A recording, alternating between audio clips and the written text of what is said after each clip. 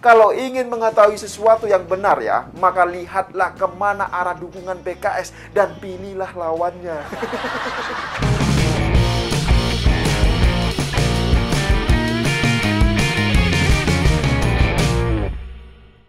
Ya, jumpa lagi dengan saya Isu Mamat.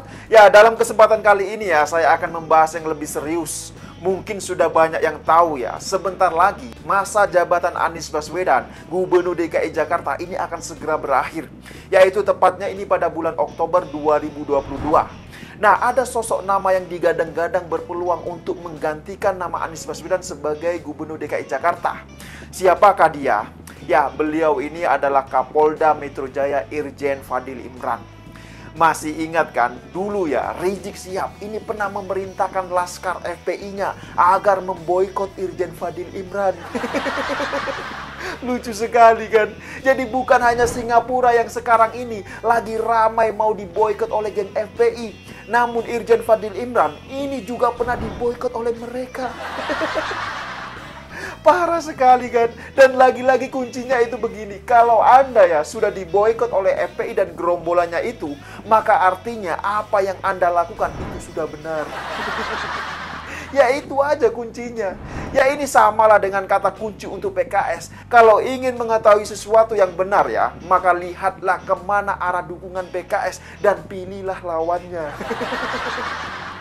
Ya, tapi baiklah, langsung saja ya. Dalam kesempatan Okedum kali ini, saya akan membahas mengenai sosok Kapolda Metro Jaya Irjen Fadil Imran. Belakangan ini ya, namanya digadang-gadang berpeluang untuk menjadi PJ Gubernur DKI Jakarta menggantikan Anies Baswedan. Ya, sekarang siapa sih yang tidak kenal dengan Kapolda Metro Jaya Irjen Fadil Imran? Beliau ini adalah sosok yang dikenal sangat-sangat tegas dan juga humanis. Masih ingat kan ketika beliau marah besar lantaran ada anak buahnya yang menolak laporan dari warga masyarakat? Ya, saat itu ya beritanya ini viral di banyak media sosial dan juga di berita media online. Jadi ceritanya itu begini, anggota Polsek Pulau Gadung, Aibda Rudi, ini mendadak menjadi sorotan publik setelah diketahui menolak laporan seorang warga berinisial KM yang menjadi korban perampokan. Dan akibat ulah tersebut, Irjen Fadil Imran pun meminta agar oknum polisi yang menolak laporan masyarakat tersebut segera dimutasi tour of area. Nah, pernyataan tersebut disampaikan oleh beliau langsung di depan para anggota kepolisian saat rapat bersama para jajaran Kapolsek dan Kapolres di wilayah hukum Kapolda Metro Jaya. Pihak Propam dan Provos pun diminta untuk segera menggelar sidang disiplin terhadap oknum polisi yang bermasalah tersebut.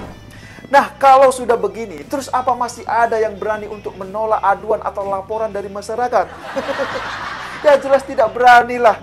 Ya tapi biar lebih jelas ya, silakan disimak terlebih dahulu cuplikan videonya berikut ini. Malam kita dihebohkan lagi karena ada anggota Polsek Pulau Gadung yang aneh-aneh. Masyarakat datang melapor, bukannya dilayani, tapi yang terjadi justru menyakiti hati masyarakat. Ini saya minta Pak Irwasda, Kabid Propam ini, SPK ini tolong ditertibkan para Kapolres ini juga ya. Saya minta ini yang Jakarta Timur segera propos, lakukan sidang disiplin, tuntut dia untuk mutasi tour of area, keluar dari Polda Metro Jaya. Saya sayang sama Anda, tapi kalau Anda tidak sayang sama dirimu sendiri, saya akan perlakukan Anda seperti itu. Catat betul ini ya.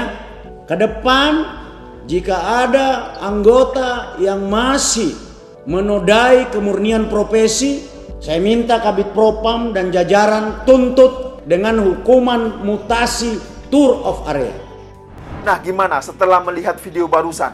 Menurut saya ya, kepekaan dalam menanggapi masalah seperti ini sangatlah penting. Jadi sebagai pemimpin tertinggi di wilayah hukum Polda Metro Jaya ya, memang sudah seharusnya ketegasan itu dilakukan. Dan bicara soal sosok Irjen Fadil Imran ya, baru-baru ini beliau juga telah melakukan terobosan-terobosan yang tidak biasa.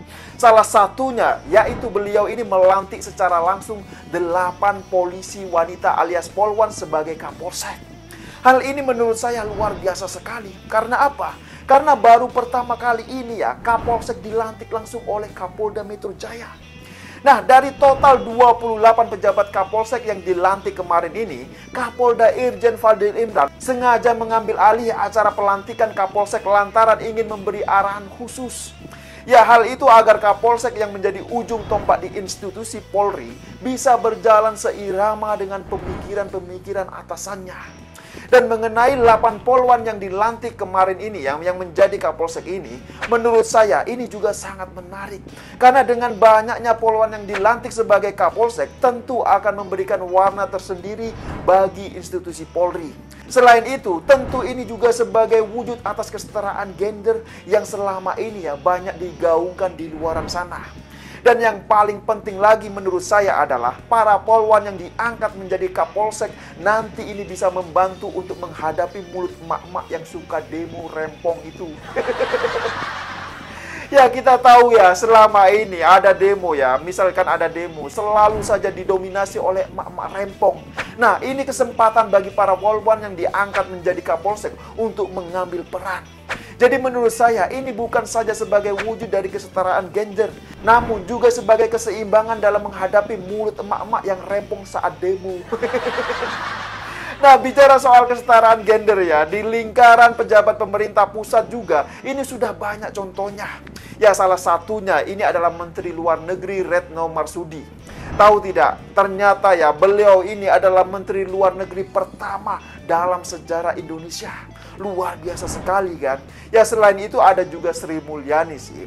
Nah, jadi menurut saya peran perempuan dalam menempati suatu jabatan ini menjadi sangat penting.